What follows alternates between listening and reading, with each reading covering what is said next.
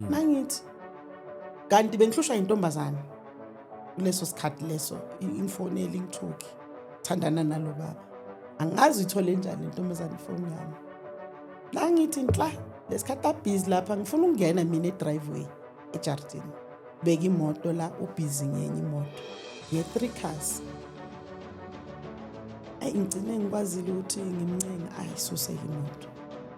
You know that guy lento yenzeka manje kulama exposure yenzeka kaSAPS ukuthi bathengisa ama case. I'm one of the victims because he knew ukuthi he's dealing with umuntu omanite. Sure.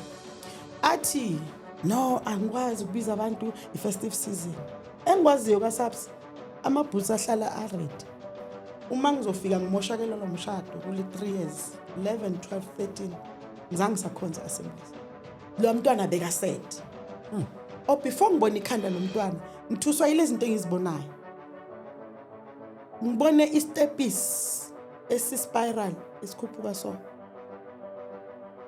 Nasifika so it's like a cloud sime ngathi isandla la kune entrance.